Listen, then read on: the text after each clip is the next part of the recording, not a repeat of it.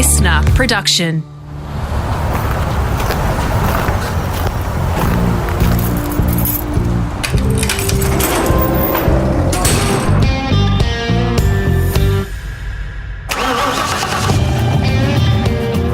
G'day, it's Rusty here, all set for part 2 of my podcast with Aussie Isle of Man TT winner Cam Donald. If you've arrived at the start of lap 2 here, part 2, you have missed some absolute gold that you'll really enjoy, even if you're not into bikes. Jump back to the Rusty's Garage Library and hit the starter on part 1. From his early years in Warrandyte on the outskirts of Melbourne to racing in places like Macau in Asia, and some fabulous insights on riding and conquering one of the most dangerous races in the world. Cam has this way of being able to take you there in his storytelling, and we will continue that convo now in part 2. We begin with the awe in which the race is held among constituents, people like Mark Webber, for example, who've been there, and the way the organisers have retained a bit of the old school flavour as the bikes and the event business continue to evolve. Yeah, they really get it. I think they get it with the history and the way the paddock, you don't need a paddock pass. You know, most of the paddock is grass. You walk around and you can go from the factory teams with the factory mechanics and all their data loggers and technicians, and you can literally walk 100 metres down the paddock and there's mum and dad in the old Transit with a caravan and an awning, literally, and they're there for 2 weeks, week of practice, week of racing. And, you know, and there's a laundromat at the toilet block because people do their washing, and next to the race, the leather's hanging up and there's, towels on the line.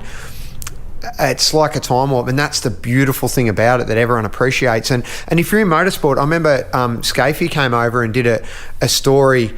2011. Yeah, 2011. And it was great. Oh, it was funny. I was never a fan of Scafie in touring cars when I had my favourites, but I really got along so well with him. And when we did a lap in the car together, you know, he got it.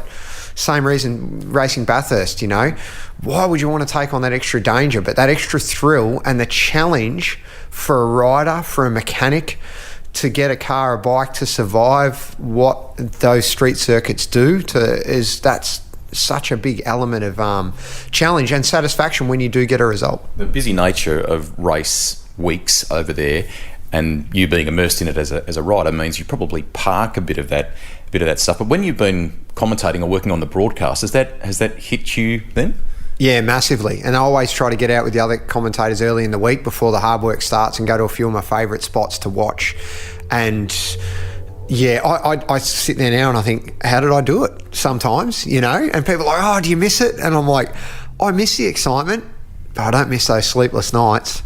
You know, you get up to go to the toilet at 1 o'clock in the morning, and then you realise what you're about to do that day, and you're just like, bing, you're not going back to sleep, you know. And the more I did it, the harder that got.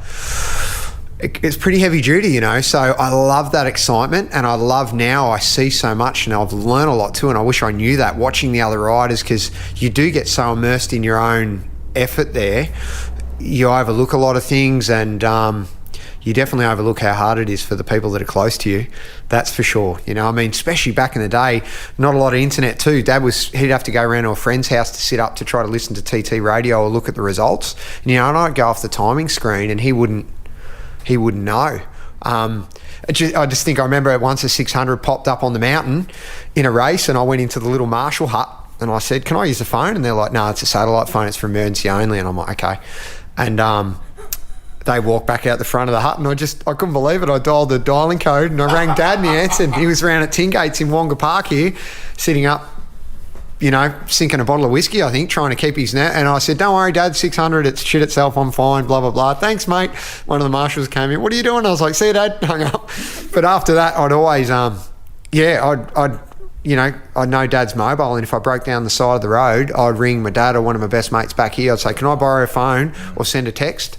Just to let them know, because yeah, it's hard. It's hard when you can't see the track, you don't know where people are. And now doing the commentary job and being involved in other riders, it's really hit home how hard that is when you're on the other side of it, sitting there and someone goes off the timing screen and you're like, that's a bad section of track, you know, and you're hoping it's a mechanical but again, that's part of the excitement and the beauty of it too. When you first did it as that newcomer and had that great result, I think you thought, I'm going to do this just for a few years. Did you set yourself a target, and was it a numbers game in your mind? Did you think, I'm addicted to this. I want to conquer it, but I'm acutely aware of if you keep coming back, the risks are there. Yeah, always knew it was a numbers game. Mm-hmm. So I'll give it 3 years and see where I'd end up. Second year, I went back and rode for Yul Duncan, who was the next top rider, that ran his own team in Northern Ireland with some local transport company, Robinson Concrete and Wilson Craig. They were this conglomerate, and they'd gone and bought the ex-team Honda Britain superbikes and 600 bikes that were ridden at the time by, I think it might have been, it wasn't Jonathan Ray, Carl Harris, really good riders. So they were top quality machinery. And I went back my first year on a superbike and my second year at the TT, and in the senior, I ended up running second in the senior to John, and I actually broke the lap record during the race, which is 128.5 mile an hour. John broke it by about a second and a half the next lap. But still, to do that and come so close my first year on a superbike, and when I look back, I'd honestly say that was the achievement I'm the most proudest of. My second year, how I got away with that too, when I look back at some of the things I was doing on a superbike, and What do you mean? I would not hesitate in hitting two wheels into a curb. Like, really, it was John that gave me, said, leave yourself a foot, mate. Like, unless there's a win on the table, leave yourself a foot or two. But, people were saying I was crazy, and I'd love it. I was getting a buzz out of it. I mean, I was a very experienced racer. I knew how dangerous it was, but probably, I was 10 foot tall and full of confidence. I get goosebumps. I used to have a shower in the morning. You shivered then? Yeah, I used to have a shower in the morning, look in the mirror and say to myself, well, today's as good a day as today as any other. Let's get it on. Let's go out there. And I love life, and I take life quite seriously, but man, I was brave back then and confident in my ability and focused. Every day of the year, every other race I did was just more bike time for the TT. Every time I got out of bed to ride 40 Ks on the pushy, go cut swim laps of the pool in the winter, everything I did was to win a TT. From after that first time I went there, that was life's focus. And all of a sudden, all those goals to do World Supersport, go race circuits, I still wanted to do it, but only coming second to the TT. So my whole focus was just, once I tasted it, that was it. And to be honest, that is the focus you need to get a result there. You talked about a highlight there for you. Mate, there are several. Correct me if I'm wrong. 2 wins, 11 podiums. I think you broke the lap record twice. That's mighty. Yeah, it was great. Wish I'd done, could have been, should have been. That's the TT. Feel blessed with my 2 wins. One of the second closest finish in history to my dear mate Bruce Anstey, 0.6 of a second between myself and him. We're both on Hondas, different brands of tyres. Couldn't see each other on the track. 4 laps of 65 kilometres, 1,000 corners, and 0.6 of a second. Crazy. That's, and, led the senior and had the bike break. Led 600 race, had it stopped, led 600 bike break. But every TT rider's got that, I wish there was more wins, but it wasn't meant to be. Feel blessed I've got those results, a heap of stories, and blessed that I come out the other side, really. We are sitting here surrounded by motorcycles, and we'll get to a few of them in the convo. But what's the one from the TT chapter that you go to sleep and dream of? The one that had the magic lap? And I'm not asking you to play manufacturer favourites here, because I know you've done different things, but the one that kind of still gets the hairs up on the back of your neck, that there was a special bike, a special day when you rode it. The 2008 Suzuki Superbike. I used to give all my bikes girls' names. What was this one?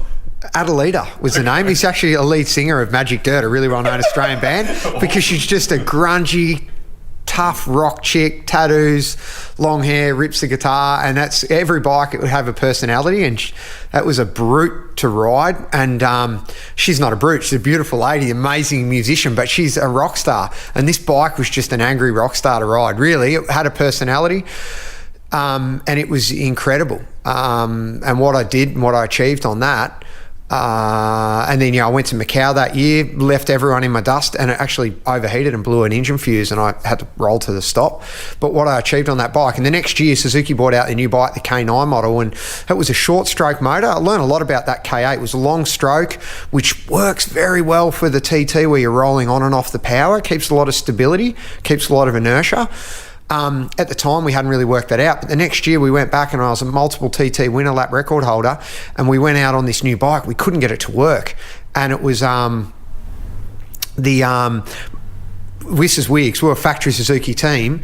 Hector, the owner, Philip Neal ran Taz Suzuki, but Heck was the old boss that had been around forever, and he goes, get that old bike, it was in the race truck, get it out, fuel it up, get him out on that. And Philip was like, we can't go out on a year-old bike. We're the factory Suzuki team. He's like, he's going to do a lap on it, and he's going to get to the bottom of what the problem is with this new bike. And when I went to go out, this was one of the last nights of practice, second last night of practice, my mechanic said, it's got 2 laps. It's got a full tank. If it feels good, do 2 laps. And I went out, and from a standing start, I set a new lap record. And I knew because I had a timer on the dash, and I was like, right. And then the next lap, I went quicker again. So it was the first ever 131 mile an hour lap in excess of. So we came in and we're like, well, I said, okay, I can ride that bike and win the TT. And you can come up with an excuse to Suzuki, or we can ride the old bike and I'll be lucky to finish in the top 10 at the time. Don't get me wrong, the next year's bike evolved into something good, but at that time, yeah, so they were still trying to come up with how we were going to do that. And the next night I went out, I wasn't going to ride, so we had this plan. I won't even go out in the last night of practice, do everyone's head out, go out in the superbike race Saturday, and then we weren't going to do it. And halfway through the practice session on Friday night, the mechanic said, I'm not blaming the mechanics, but they're like, right, that super stock bike you're going to race on Wednesday, it's got brand new brake pads and a chain. Why don't you go out and do 1 lap circuit familiarisation? And I did. And I went out and I didn't, because I was just doing an easy lap. And I followed Connor Cummins on the superbike for half a lap. I was on the stock 1000. And he started pulling away, and I really consciously thought, roll off. And I went into a downhill corner and didn't go down enough gears. Only went down like 2 instead of 3. Ran wide on exit, and I was like, oh shit, I'm going to run wide. And there's a paddock, and I picked it up, Keppel Gates the corner, and when I rode into the paddock, it wasn't until I hit the grass that I realised, wow, I'm still doing like 100 miles an hour. And I hit what felt like a wombat hole, but it had some sort of hole in the brambles, and cartwheeled myself into oblivion, dislocated shoulder. And after doing what I did the night before, missed the 2009 TT. So yeah, I've sort of, that story's twisted into a very long tale of the hardest lesson I ever learnt there too. But yeah, things were looking up after 2008, and that bike, which unfortunately the fairing's still in the loft at Suzuki, but the bike got broken up and sold. But yeah, that was without doubt were a pretty special package, man, that bike. Motor racing is always a constantly evolving thing, right? But are there some things that are unique to the motorcycle that you want when you're at the TT as a base underneath you? Awesome question, Rusty, because a lot of people ask that. And a lot of people think, oh, you set the bike up soft and compliant for all the bumpy roads. Yeah, in theory, but get a 230, 40 horsepower superbike, set it up soft, the thing's going to tie itself in a knot. Very similar setup to Phillip Island. You want stability. You don't want a bike on its nose. You want stability. It has to change direction, but you're better off to have a bit of stability and fight the bike a bit more through the corners and have it twitchy, because there's a lot of really high-speed bumps. But you've got to set the thing up stiff, and especially with a high grip level of a slick tyre. It's funny now, once again, being the commentator, being the outside looking in, I see riders coming in the first night now and they're all like, soften it off, it's trying to shake my teeth out, it's trying to, it's a handful. But where the experienced riders know, they've just got to grit their teeth, wait till a bit of rubber comes up on the track, the grip level rises, they go a bit faster, then the bike starts to work. So really, I learnt quite quickly, you've just got to put up with it for a night or two, and when you go faster, that bike starts to work, But so for the TT, yeah, you want stability and you want everything strong. Like I remember looking at, HRC, their rear sets, one piece, where now there'll be 4 pieces where you can adjust this, adjust that. Well, that's just 8 more bolts that can fall out. The things that I've seen broken on bikes around that track, it eats them alive. So everything needs to be beefed up. And made for endurance. Probably similar to what they do with stuff around Bathurst, I guess, it's because it beats the hell out of the bike. You have ridden a special bike around there, Loris Capirosi's Rizla Suzuki MotoGP machine. I want to say 2015, I might have the year wrong. What was that like? Mind-blowing. It was a deal. I was so lucky to get the gig. Bruce had ridden for Suzuki longer. he probably deserved it more, but he never answered his phone. That's pretty much why, because Bruce is notorious. He just doesn't answer the phone. So they were like, and he didn't turn up to quite a few tests. I remember turning up to Cartagena once. I'm waiting at the airport, ringing everyone. Bruce just didn't show, like for a factory team. But then he'd turn up at the next race and beat everyone, including me that had done the testing. So they offered it to me. I was meant to ride it at Silverstone. We went to Silverstone for the photo shoot and it rained. So I didn't get to turn a wheel on it until I rode off. So the idea was, it was Loris's bike, full spec. They took the carbon brakes and put the steel brakes on for the wet, because they said, they ran steel brakes in the wet weather, and they said they'll build heat a lot quicker. And go do a parade lap. I remember Paul Denning reminding me this thing's worth about $1 million. I remember, as he was saying it, thinking, good luck getting that out of me if something goes wrong. But Mark Potter, I think it was from Motorcycle News, was on a replica Gix 1000, and he was going to follow me with the camera. So they said, whatever you do, just ride slow enough that Mark can keep up on the 1000. Enjoy it and just knock yourself out. So, and I remember I said to Loris, how do you get this thing off the line? Like $6-8 grand. He's like, no, Cameron, hold it, like 14. I think it revved to 16,000, and it was an 800cc MotoGP bike, or revved to more than that. He said, no, just hold it open and just feed it clutch. It goes off the line really smooth. So I did that and started shifting gears, and this thing was just like mind-blowing. How fast it accelerated, how agile it was. So I got to the first road end, and come around Braddon Bridge, and I look over my shoulder, and of course Mark, I can't even see old mate in the 1000. And I remember looking, I look ahead, there's just straight road, fans lining a hedge, a lap of the TT course. I look back, I look ahead, I look back, and I remember thinking, sorry, I'm going, and just dropped it another gear and took off. And that thing was incredible. I mean, you can YouTube it down Sulby Straight. I sometimes do, just to have a giggle. It's these old blokes landing on hearing it go past, and you hear how long it's at 100% throttle, well north of 200 miles an hour. And it's funny because these blokes are laughing. I hear them going, shit, I thought it was a parade lap, But I'm just sitting on this bike thinking, I'm getting to ride a MotoGP bike around the Isle of Man. When is I ever going to get to do that again? Yeah. I'm not waiting for anyone. It was just quite a few things broke. So like, did you notice some red lights on the dash? I was like, oh no. I did, but I thought, I'm not stopping. But they were like some of the the suspension potentiometers had broken off, and a few other things had.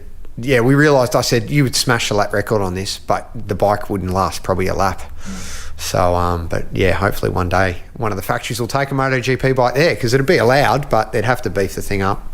You mentioned the TV before. Are you enjoying that? Did that come easily? It seems like it does, because you've got this real, you've always had this affable nature about you, but you clearly like talking about the bikes and what they're going through. And is that the position that you're kind of in from a TV perspective? It was a perfect fit. Well out of my comfort zone, but everything I've done to move forward in racing, you need to step out of your comfort zone, and I've learnt life's the same. Bite off more than you can chew and keep chewing, sort of thing. And the opportunity arose, and I grabbed it with both hands. It started up, doing some stuff with Fox Asia, with MotoGP, and then probably gave them the impression I had a lot more experience than I had. So they really threw me in at the deep end. And, being in a studio, I was like, whoa, but that was great grounding too for the TT. I mean, I love the TT, talking about bikes. As Kaz says, you can't shut you up. You've always been good at talking. At least now you're getting paid for it. So it was a good fit. And plus, I guess it went on from doing the journalist job with testing bikes. I always felt like testing a bike, when I got that opportunity through Jeremy Bowdler back in the day at Two Wheels magazine. I grew up reading magazines and dreaming, never having the money to buy, but dreaming over bikes. I'd read the reviews. That was gospel. And so when I got the opportunity to test, I really felt I had an obligation to the reader to tell it exactly how it is, highlight the good, the bad, and coming back to the TT, to the telly job, was the same. I thought, there's so many things people don't know, and I just want to share that with them. And it excites me to this day, and I feel really lucky that I've got that opportunity to do the tally job. As you know, it's great. You get to get behind the scenes. It's also a lot of work. It's a lot more work and probably less money than people think, but it's still a dream job, and it enables me to still be involved in the event, which I love so dearly. So yeah, it's been good. One of my first bosses said, "Tell them what you can't see." That was his whole philosophy. Late Mike Gordson.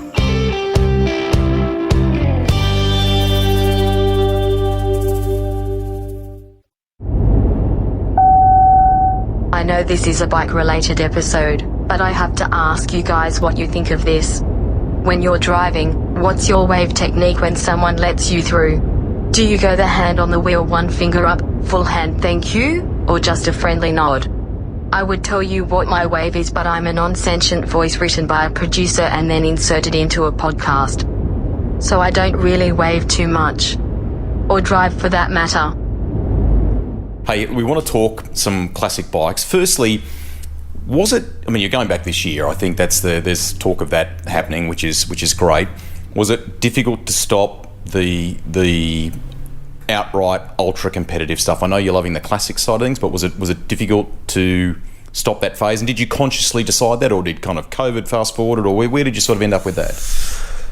I was going to wind back.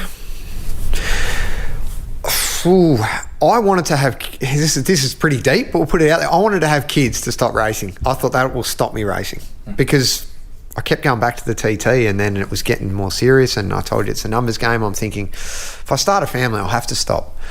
Kaz didn't really want to start a family, so we started a family. Lola arrived, and it was a beautiful thing, and I was just going to sit out. To this day, I've never announced my retirement, but I was going to have a year out. And then Mick Grant, ex-TT champion, Mick factory racer, world championship race winner, incredible guy. He called me, and he was involved in Norton. He said, Norton are doing this project, should come on board. There'll be no pressure to get a result. You can develop a bike and they'll fly the whole family over. And I thought, what an opportunity. So that got me back with the Norton. And I guess I forgot, I couldn't ride to, I was there to get a result. And it was some really challenging times at Norton. It was an amazing experience, but it was challenging. The bike was a sled, It really only became good when we were bolting someone else's parts onto it. So it wasn't going the direction I'd hoped, but it was still amazing. And because growing up with Pommy bikes, British bikes, the opportunity to race for Norton at the TT, this is the way to end my career. Did 2 out of the 3-year deal and had a lot of things break and just thought, I'm going to get hurt here.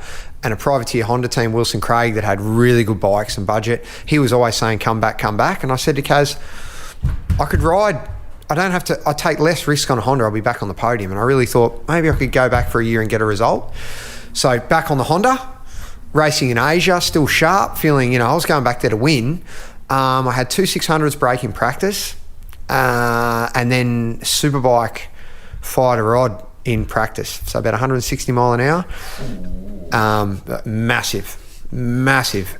All over the tyre, bike crossed up, brushed the hedge. Didn't know what had happened, just know it went bang, clutch in on the front brake to the point the back wheels off the ground. All I knew, I had to wash off speed. And I rolled into this beautiful big country house on the left-hand side of the road, and I rolled into their front gate, crossed their manicured lawn, leant a bike up against the tree, got off, could see a hole in the back of the crankcase, walked around, saw a hole out the front, back tyre covered in oil, me covered in oil. And to be honest, I laid on the grass and I just looked at the sky and thought about my family and just went, I'm done. Okay. That was it. Yeah. That was literally, and not that many people know that moment. And we withdrew from the TT because, I went out the first race and we had a mechanical issue and I pulled in and I just said, that's it. I'm done. It was very hard to walk away. But I think the owner built house and kids, I think that was a blessing because I was too busy to stop and think about what I was missing out on. And then I went back as a commentator and I guess that it all softened. But it's bloody hard. It's bloody hard to stop when you've been that competitive, I've just got back now post-COVID. Kaz and I back to racing dirt track. We did our first race the other week. We're out again this Sunday and I need it. I still need that hit, that hit of competition. And whether you're lining up at the local dirt track or you're racing the TT, it's still, you're going out to race.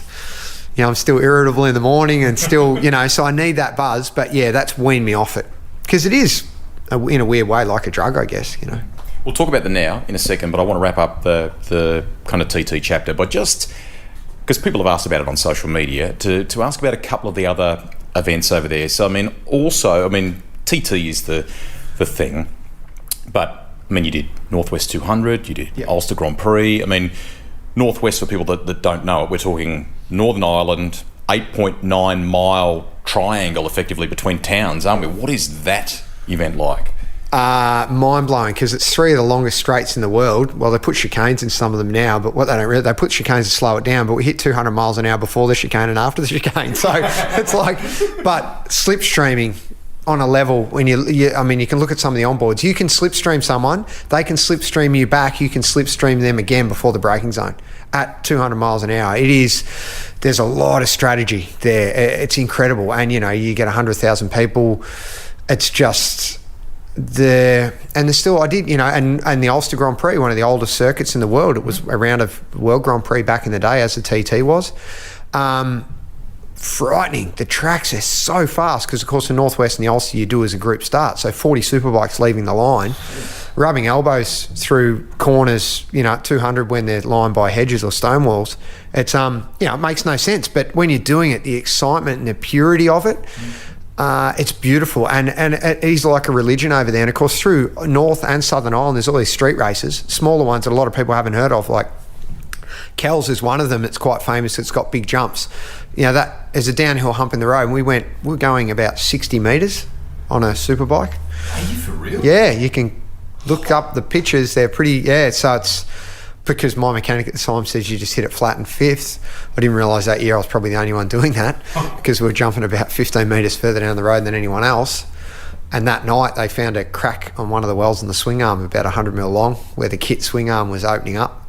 So we're like, they didn't tell me that till after the weekend. They put another swing arm in it. But those races, they close a little village, shut off 5 miles of the road, 6 miles, 4 miles, whatever, and they run a race meeting. And you get 20,000 people, 30,000 people turn up, get drunk for 2 days, have these crazy racing, and then go home. And it's just the excitement and the passion from the people, and it still happens to this day. And it's crazy, but it's also a beautiful, beautiful thing, It's what racing would have been like here, probably, back in the 50s.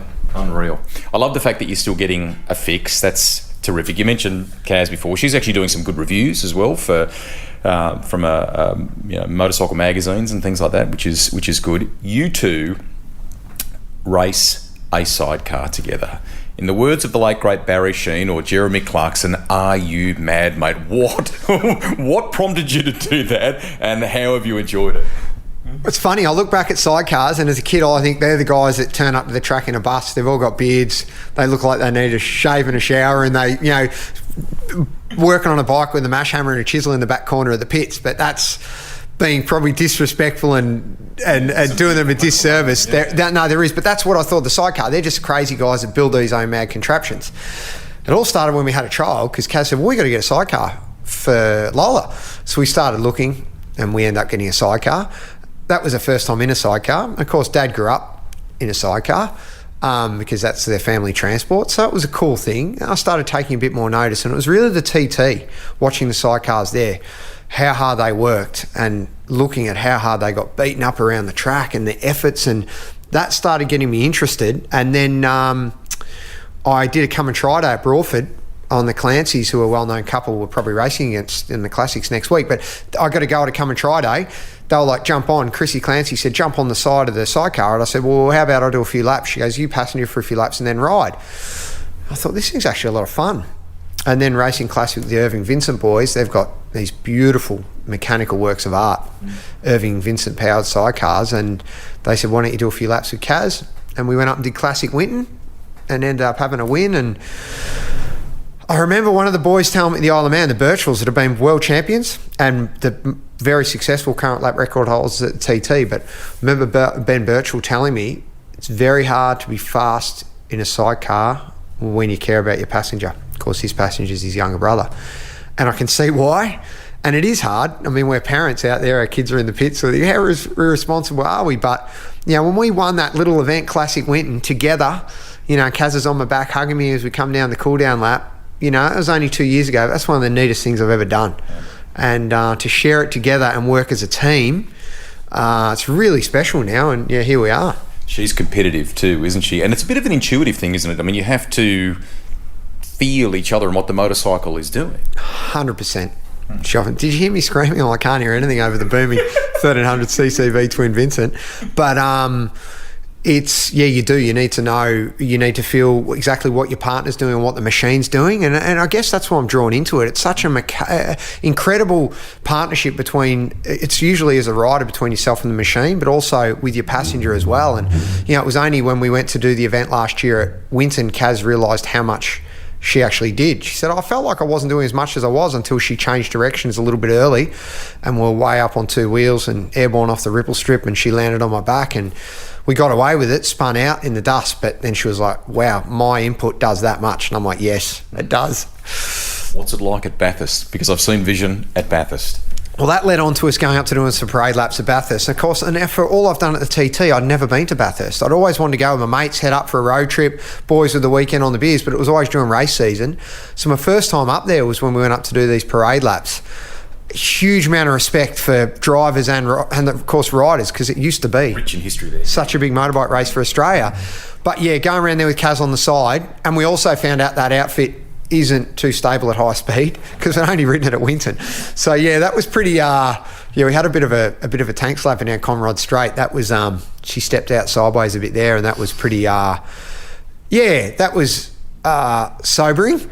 But yeah, what an experience. Yeah, now I'm going like the experience of actually and seeing the cars around Bathurst, mind blown. But yeah, so much respect for my forefathers in motorsport that raced both solos and sidecars around Bathurst, because it's one of the most incredible tracks in the world. Funny where life takes you, and there's a little bit of full circle in this. So you talked about classics a moment ago. You are getting to ride at classic meetings some very cool bits of gear that are kind of period correct and all sort and beautifully engineered, aren't you?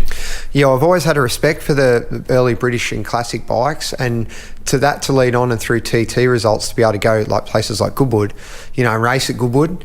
We never won. We won races. Won 2 races. We haven't won the event, but some of the racing, like 30 odd bikes, Le Mans start running across the track, and Goodwood too. Everything bike gear, period.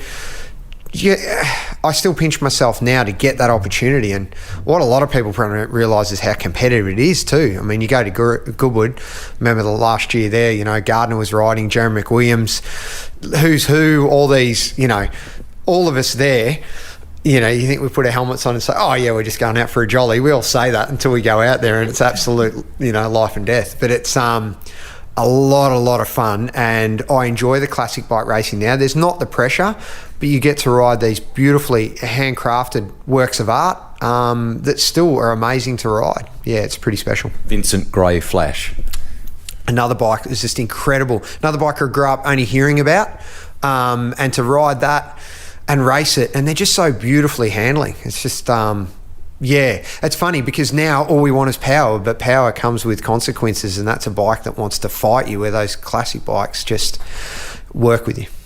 I'm not a believer in regret at all in life. You do some great things and you get proud of the road that you walk. You enjoy the journey, right? But is there anything that was left unfinished for you? Oh, yeah. I mean, I can't remember I was having a conversation with a mate about the other day. I passed up an opportunity to do a World Superbike wildcard at Where was that? Donington. That was for Crescent Suzuki. And of course, I was riding for Relentless Suzuki, and they were arch rivals at Suzuki. And Paul Denning was like, I'd done the parade lap in the MotoGP bike, come and do this wildcard. Someone was injured. But my sponsors on the other Suzuki team were like, it's not the right thing to do. And I should have just said I'm doing it, but I did the right thing. I had the opportunity to do a 250 GP wildcard at Phillip Island for the Chinese team I was racing for. And it was, at the time I was told that you can't get a late wildcard entry. Probably a little bit of politics with some people that had a run-in within the governing body at the time and all that. And, I just accepted it, where now I look back like I should have done that could have happened. That could absolutely happen. A Grand Prix start and a World Superbike start. Like, I loved Le Mans and World Endurance and all the stuff I've done, but there are a couple of boxes.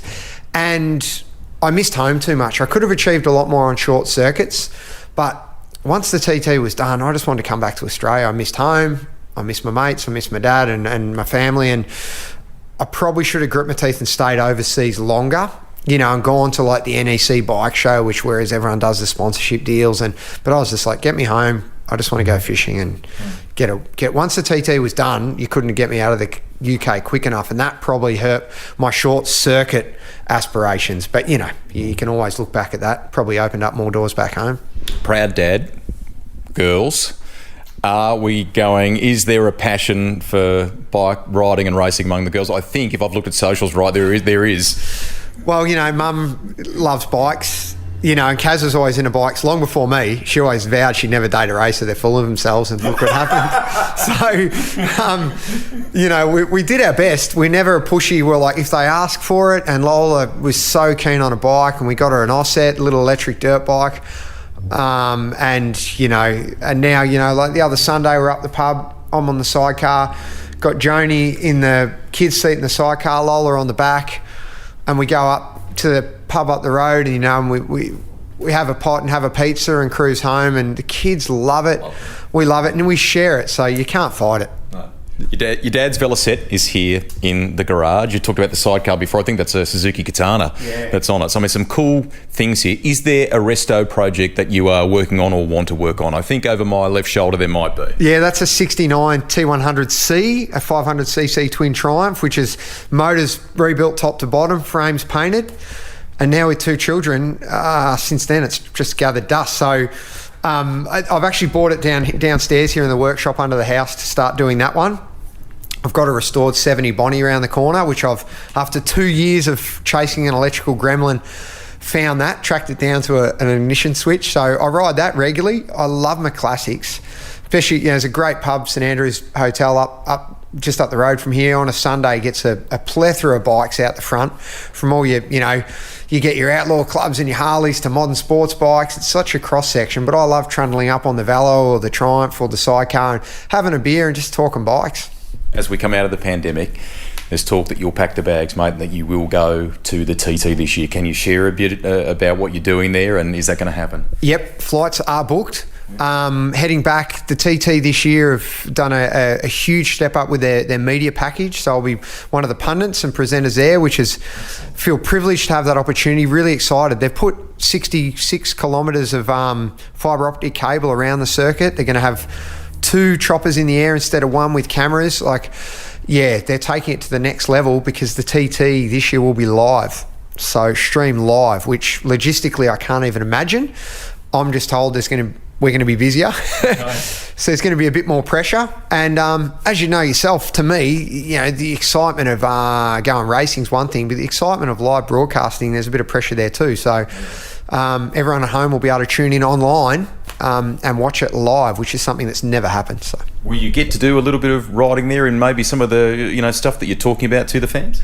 Yeah, I usually, when I get over there, I always end up borrowing someone's bike and cutting a lap or two on a street bike just to see how it's changed for the riders too. And you know, it's public road, so you can do that on the street bike and just get an idea of what's changed and get an idea of what the riders are going through, and once again being able to convey that to the viewers, you know. But yeah, it's there's still no speed limit over the mountain. We'll just leave it at that. That's a great place to wrap up, mate. This has been a fabulous discussion. Congratulations on everything that you've done. It's a daunting and yet addictive place. I wish that Greater Australia knew more about what you've achieved, and yet at the same time the people in our world that are close to us, the constituents, know acutely what you've achieved, and you should be immensely proud, mate. Well done. No, thanks, mate. Thanks for the opportunity. It really is a privilege to come on the podcast. I enjoy listening to myself. There's been so many greats on it, but you know, the TT, and as I say to anyone, just get over there and experience it. There've been so many Aussies have had success over there over the years. I guarantee you'll enjoy it, and most Aussies keep going back. So it is the Mecca of motorcycling. It's a very special place. Ripper way to end. Well done. Thank you. Cheers, mate.